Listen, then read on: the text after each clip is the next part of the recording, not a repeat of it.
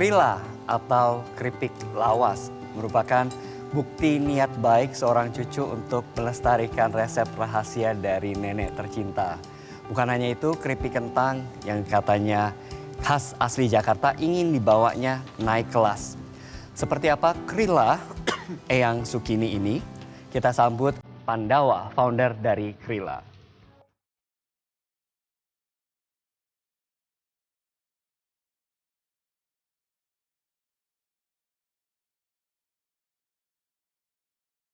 Perkenalkan, nama saya Sidik Purwapandawa Aji atau bisa dipanggil Pandawa. Ini adalah produk saya, yaitu Krila, keripik lawas Eyang Sukini. Produk ini adalah produk yang berbahan dasar kentang. Kita punya dua varian. Yang pertama keripik kentang teri kacang atau yang lebih dikenal dengan Mustafa, dan yang ini adalah keripik asli kentang aja gitu. Jadi keripik kentang kita sebutnya. Gitu.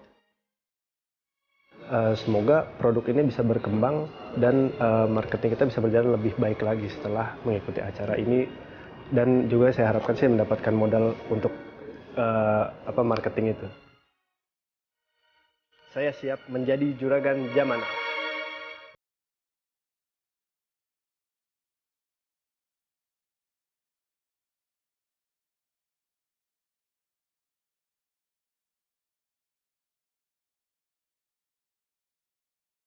Pandawa, saya selaku founder dari Krila Keripik Lawas Eyang Sukini.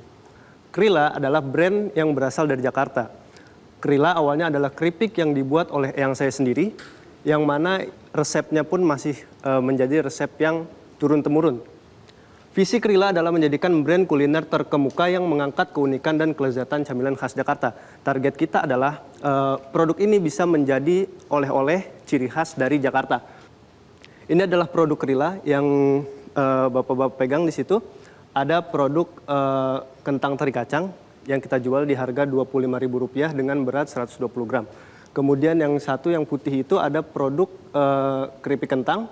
Kita jual di harga Rp15.000 dengan berat 90 gram. 5 tahun berjalan ini konsumen kita tentunya menjadi konsumen yang loyal. Kita bisa katakan demikian karena memang produk ini ketika orang membelinya, dia nggak hanya sekali beli. Pasti mereka akan melakukan repeat order. Tidak ada yang hanya sekali beli dan tidak order lagi gitu. Mungkin para panelis di sini bisa lihat respon positif dari platform tempat kita berjualan. Di 2021 ini kita menjual hampir sekitar 48 juta.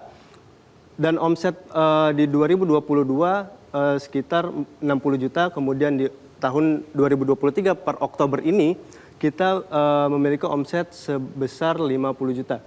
Kita bertujuan memiliki tujuan bahwa kita bisa nih membuat 20 booth Krila, yang mana target marketing Krila dalam waktu dekat ini bisa tersebar di seluruh Jakarta. Ini adalah rincian modal yang bisa saya gambarkan untuk kebutuhan kita per satu kali modal adalah sekitar Rp44.500 dengan rincian sebagai berikut. Keripik kentang 9.600.000, kemudian keripik Mustofanya kita membutuhkan modal sebanyak 4.400.000 dan booth 18 juta. Dan kita juga menambahkan influencer di sini untuk memperkenalkan produk kita di khalayak yang lebih luas.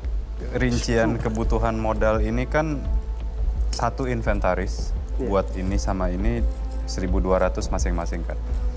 Terus ada booth custom 20 buah sama influencer. Nah, booth-nya ini pertanyaan saya mau ditaruh di mana? Booth-nya mau ditaruh di setiap restoran yang nanti kita akan coba pasarkan dan tawarkan di beberapa restoran sih. Kalau yang sekarang sedang berdiskusi, itu tadi saya ada baca satu kata konsinyasi. Iya.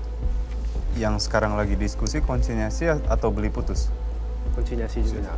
Oh, berarti akan terima barang retur dong? Iya. Selama ini kita kayak gitu sih. Krila Eyang Sukini, jualan apa ini? Nah, ini satu hal nih, UMKM harus clear.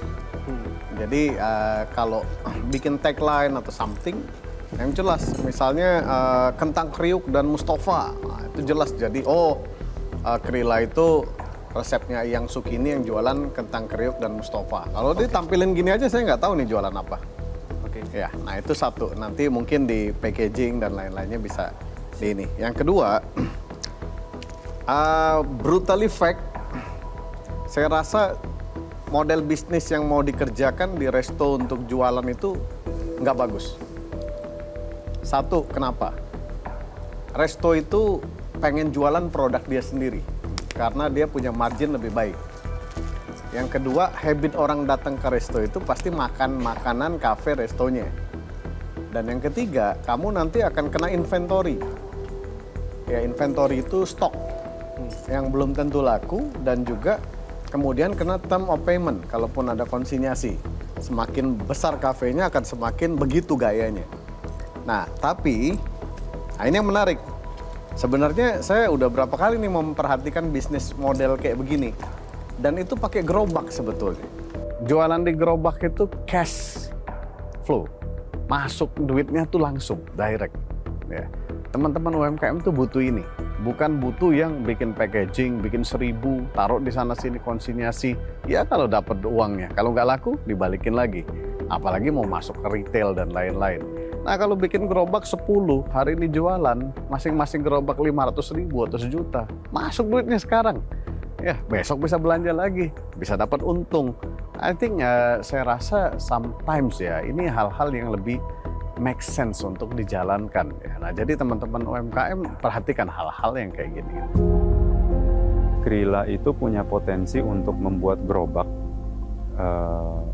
Bahan bakunya udah disiapkan dari dapur, dari Eyang.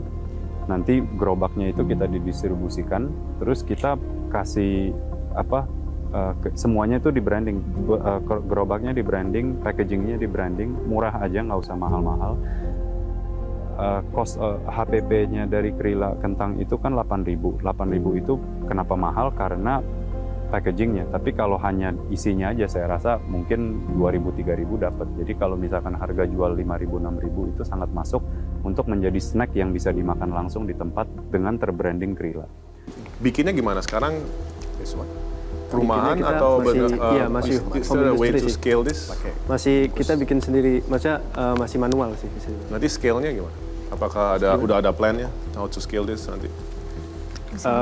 Kita sih ada rencana buat pakai mesin ya, cuma memang belum tujuan kita belum ke situ karena kita lihat kekurangan kita ya di marketing dan pemasaran ini. Kita konsep apa sih yang perlu kita buat? Nah, saya punya planning seperti itu. Nanti mungkin kalau kedepannya produk ini memang makin luas lagi, mungkin kita memang butuh mesin sih.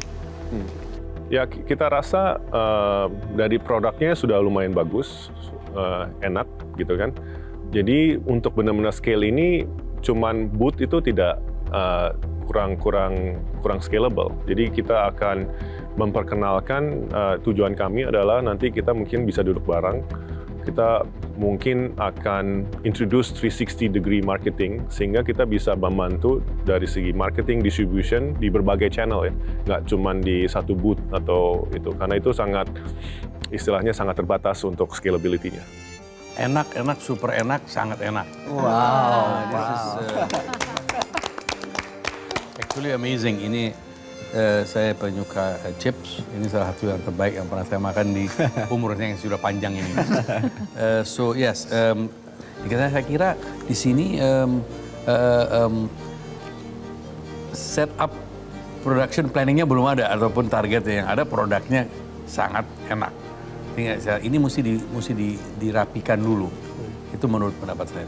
Well, I think mereka mesti bisa membuat suatu business plan yang baik, mulai dari persiapan produksi, supply chain kepada market dan sebagainya. Ini yang kita perlu share dengan mereka dan hopefully produknya bisa ada di masyarakat lebih cepat dan presentasi yang lebih baik.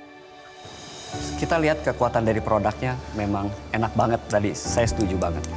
Tapi memang sayangnya ada keterbatasan dari segi biaya dan lain-lain.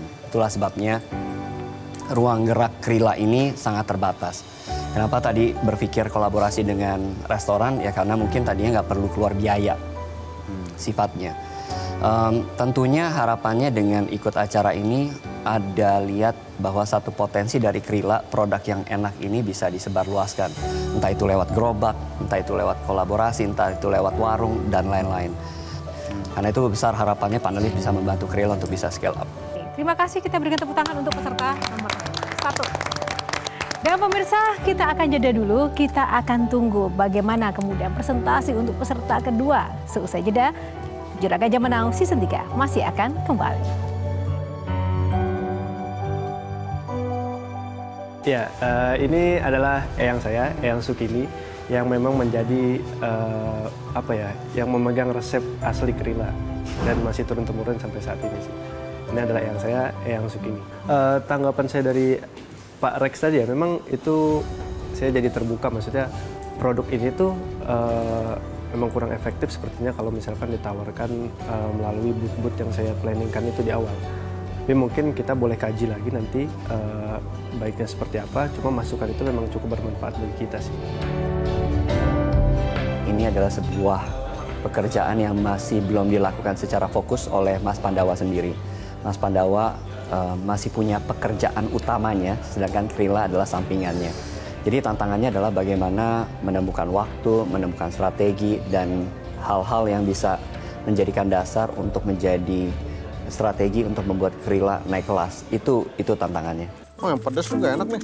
Enak, semuanya enak. Enak banget nih. Enak. Superb. Dia bikin gerobak yang terbranding Krila, yang rapi. Iya. Jelajahi cara baru mendapatkan informasi. Download Metro TV Extend sekarang.